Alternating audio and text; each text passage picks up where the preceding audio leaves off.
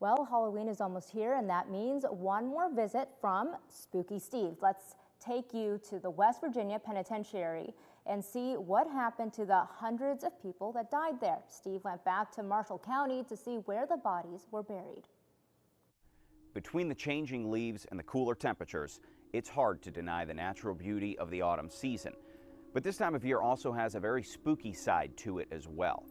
So to get into the Halloween spirit, I traveled out to the Whitegate Cemetery in Moundsville, also called the Tomb of the Unclaimed Prisoner.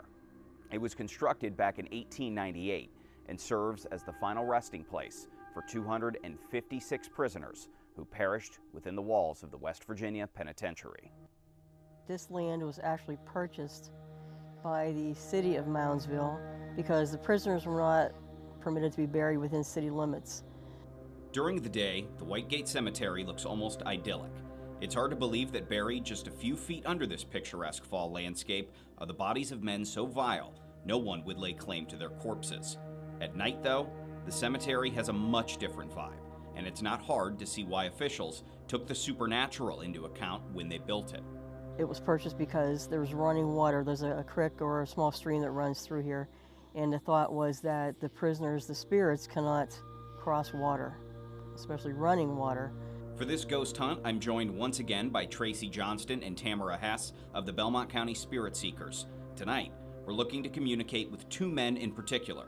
The first man is named Frank Heyer, who was executed for beating his wife Eva to death in 1930.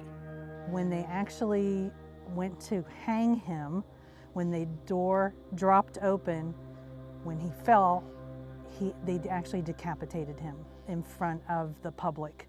The grisly scene was the final nail in the coffin for public executions. Frank's execution on June 19th of 1931 would be West Virginia's last. The second man is perhaps Whitegate's most infamous resident, a serial killer named Harry Powers. They called him the Bluebeard of Quiet Dell, West Virginia. The claim is that he actually murdered 55 women. He was accused and found guilty of one murder. They know definitely of 5. Powers would meet women using Lonely Hearts ads in newspapers. Once he would get the women infatuated, he was said to torture them to get their financial details, drain their bank accounts, and then strangle them. When it came to Asta Eicher, he also killed her 3 young children. The Spirit Seekers brought along some special equipment to try and communicate with these men. We tried a few different methods, including a laser grid. It shows if there's anything that walks through that or breaks that laser grid, it actually shows that there's something breaking into those lights, so it shows there's something there. But we didn't get results until we broke out the SLS camera, which scans the area and maps any bodies that it can see. And this time, we got a hit. A strange figure was detected by Tracy's feet. So was that figure Harry Powers?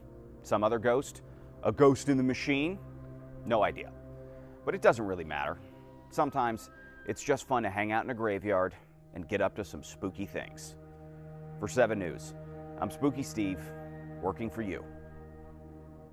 Spooky Steve will now be returning to parts unknown until next spooky season, but he might make a special trip back to the Ohio Valley before that.